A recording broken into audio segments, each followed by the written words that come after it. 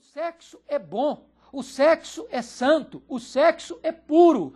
E o sexo foi criado por Deus para ser desfrutado na sua plenitude dentro das balizas sacrossantas do matrimônio, do casamento. A Bíblia diz, digno de honra entre todos seja o matrimônio e o leito sem mácula. O sexo não é apenas para procriação, como pensam alguns, como advogam alguns. O sexo também é para o prazer. A Bíblia diz em Provérbios capítulo 5 que o sexo é uma fonte de prazer. E o sexo, mais do que isso, ele é uma ordenança divina para os cônjuges.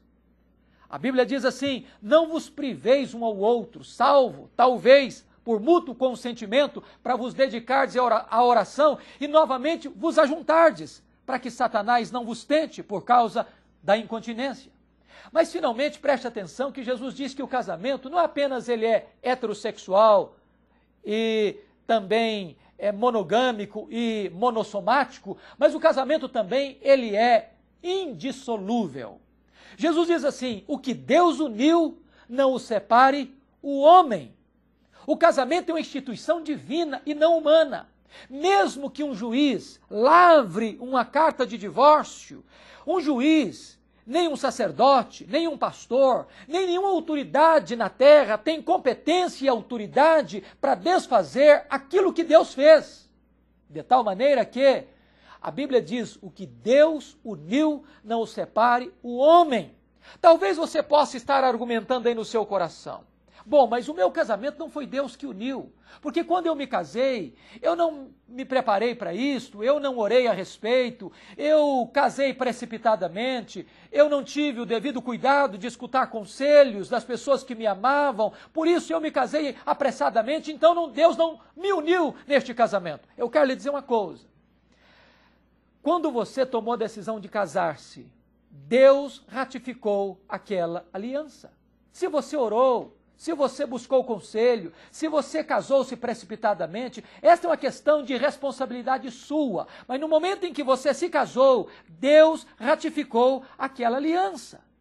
E a palavra de Deus nos diz que nós não temos autoridade nem competência para desfazer o que Deus ratificou e o que Deus fez. Então diz a Bíblia que os fariseus interpelaram Jesus novamente. Por que então que Moisés mandou dar carta de divórcio e repudiar? Jesus responde, vocês não entenderam Moisés. Vocês estão lendo equivocadamente Moisés. Moisés nunca mandou dar carta de divórcio. Moisés permitiu por causa da dureza do vosso coração. Mas não foi assim desde o princípio. Na verdade, o que Jesus está querendo dizer?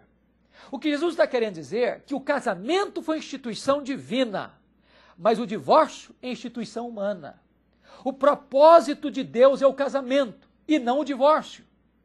O divórcio foi algo que surgiu em virtude do pecado do homem, da dureza do coração do homem. Mas o plano de Deus, o projeto de Deus é o casamento e não o divórcio. Entretanto, o Senhor Jesus Cristo vai trazer uma cláusula exceptiva muito importante. Jesus então diz, eu porém vos digo, quem repudiar sua mulher, não sendo por causa de relações sexuais ilícitas e casar com outra, comete adultério. O que Jesus quis dizer?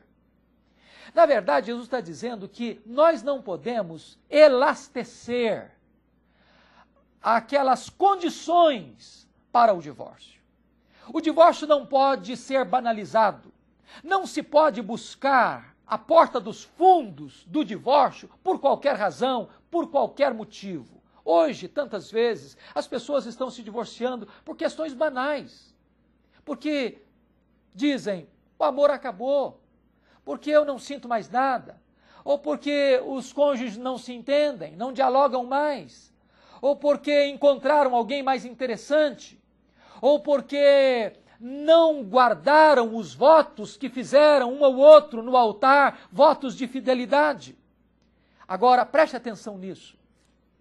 O Senhor Jesus Cristo está dizendo que se você entrar para o divórcio, não sendo por causa da infidelidade ou das relações sexuais ilícitas do cônjuge, esse divórcio, mesmo que aprovado pelos homens, é nulo aos olhos de Deus.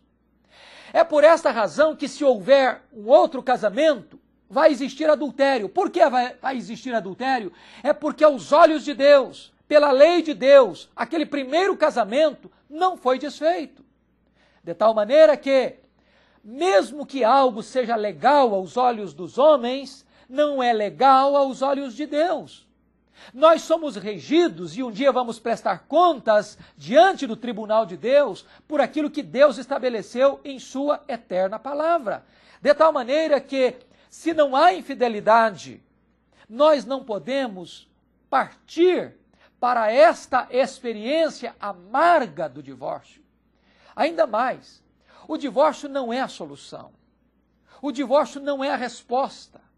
O divórcio traz sequelas e feridas e consequências amargas para você e para os seus filhos. O divórcio abre feridas que o tempo muitas vezes não pode curar. Há um estudo que revela que 10 anos depois de um divórcio, os filhos, que são as maiores vítimas do divórcio, ainda carregam feridas abertas como consequência do divórcio de seus pais. E ainda mais, há um estudo que prova que 70% das pessoas que se divorciam e casam de novo percebem que o segundo casamento tornou-se pior do que o primeiro. Ou seja, a solução não é o divórcio, a solução é o perdão. O fato de ter existido infidelidade não significa que tem que existir divórcio. O caminho do perdão, o caminho da restauração é melhor do que o caminho do abandono. E eu quero encorajar você agora. Se você está vivendo uma crise conjugal, esse é o momento de você parar e refletir. Invista no seu cônjuge, invista no seu casamento, porque Deus pode restaurar o seu casamento, Deus pode restaurar o seu coração, Deus pode restaurar você, Deus pode restaurar o seu cônjuge, Deus pode restaurar o seu casamento. Deus pode fazer da sua casa um lugar de vida, de felicidade e de paz. Entrega a sua causa nas mãos de Deus. Ponha o seu casamento e a sua família no altar de Deus e você vai experimentar um glorioso milagre na sua vida e na sua família. Que Deus te abençoe em nome do Senhor Jesus.